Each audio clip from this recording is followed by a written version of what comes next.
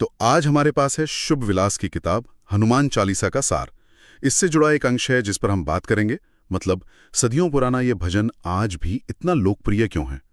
ये किताब इसी सवाल की गहराई में उतरती है और हमें हनुमान चालीसा, जो भगवान हनुमान को समर्पित 40 श्लोकों का संग्रह है, उसके व्यावहारिक ज्ञान से रूबरू कराती है।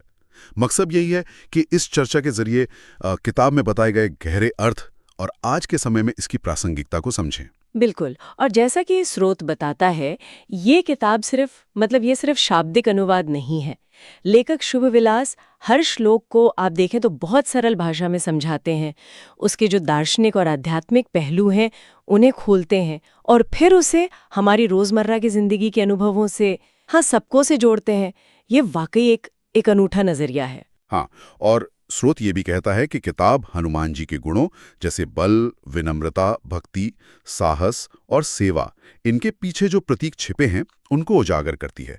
क्या आप इसका कोई उदाहरण दे सकती हैं, जैसा किताब में बताया गया हो? मतलब सिर्फ गुण गिनाने से ज्यादा उनका असल मतलब क्या है आज? जरूर।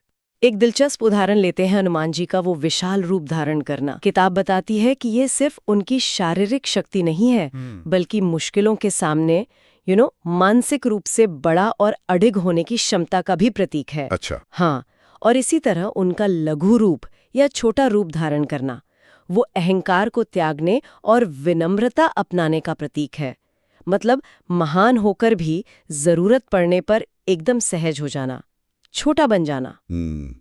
किताब कहती है कि ये गुण आज भी उतने ही प्रासंगिक हैं, डर पर काबू पाने के लिए, मन में स्पष्टता लाने के लिए और धर्म के प्रति प्रतिबद्ध रहने के लिए। धर्म के प्रति प्रतिबद्धता, इसका मतलब यहाँ क्या है? क्या ये सिर्फ पूजा पाठ तक सीमित है? नहीं, सूत्र अनुसार किताब इसे काफी व्यापक अर्थ में देखती है।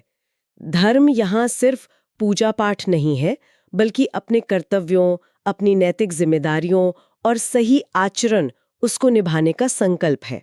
ओके। हाँ, किताब दिखाती है कि कैसे हनुमान जी का पूरा जीवन इन सिद्धांतों का प्रतीक है और हम उनसे कैसे प्रेरणा ले सकते हैं। ये दिलचस्प है। और स्रोत में रामायण की कहानियों से जोड़ने की बात भी कही गई थी। वो कैसे काम करता है? क्या उससे छंदों को समझना आसान हो जाता है? हाँ, ये एक बहुत महत्वपूर्ण पहलू है। लेखक क्या करते हैं, हर श्लोक के अर्थ को रामायण के किसी प्रसंग या कहानी से जोड़ते हैं। अच्छा। जैसे जब चालीसा में हनुमान जी के समुद्र लांघने का जिक्र आता है, तो किताब सिर्फ घटना बताने के बजाय उसके पीछे का जो संदेश है, मतलब कि असंभव लगने वाले लक्ष्यों को भी दृढ़ निश्चय और ईश्वर में आस्था से हासिल किया जा सकता है, उस पे जोर देती है। ये कहानियां न सिर्फ पढ़ने में रोचकता लाती हैं, बल्कि श्लोकों के गहरे अर्थ को समझने और याद रखने में भी मदद करती हैं। जाहिर है। अरे वाह! तो मतलब ये किताब चालीसा को सिर्फ पढ़ने या जाप करने की चीज नहीं मानती, बल्कि उसे जीने का एक तरीका बता रही है। ये तो बहुत व्यवहारिक लगता है। सही कहा, बिल्कुल। किताब का सार यही है। ये सिर्फ चालीसा का पाठ करने के लिए नहीं, बल्कि उसकी शिक्षाओं को अपने रिश्तों में, अपने व्यक्तिगत विकास में और आध्यात्मिक अभ्यास में उतारने के लिए प्रोत्साहित करती है। जैसे सेवा भाव का दर्शन। किताब समझाती है कि कैसे निस्वार्थ सेवा सिर्फ एक धार्मिक कार्य नहीं है। बड़े परिप्रेक्ष्य में देखें तो जैसा स्रोत इशारा करता है, किताब का उद्देश्य है हनुमान जी के आदर्शों से प्रेरणा देना, ताकि हम अपने जीवन में स्पष्टता ला सकें और अपनी जो आंतरिक शक्ति है उसे पहचान सकें। ये उन सभी के लिए मार्गदर्शन का काम कर सकती है जो आध्यात्मिक रास्ते पर है या जो जीवन की चुनौतियों का सामना करने के लिए बल और साहस ढूंढ रहे हैं, या बस इस प्राचीन भजन के ज्ञान को समझने के लिए उत्सुक हैं। ये व्यक्तिगत सर्वश्रेष्ठ बनने की एक यात्रा है, आप कह सकते हैं। तो कुल मिला के कह सकते हैं कि शुभ विलास की ये किताब हनुमान चालीसा के कालातीत ज्ञान को आज के जीवन में लागू करने का एक सुलभ और व्यवहारिक नक्शा पेश करती है। ये सिर्फ जानकारी नहीं, बल्कि एक तरह से आत्म सुधार का एक साधन है। बिल्कुल।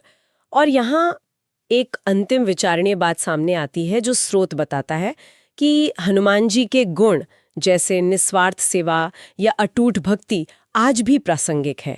ये तो स्पष्ट है, लेकिन सोचने वाली बात यह है कि हमारी आज की इस जटिल और तेज रफ्तार दुनिया में इन प्राचीन आदर्शों को अपनाने में सबसे बड़ी चुनौती क्या हो सकती है, या शायद इन्हें अपनाने का सबसे बड़ा इनाम क्या मिल सकता है। इस पर विचार करना शायद इस किताब के ज्ञान को जीने की दिशा में पहला कदम हो।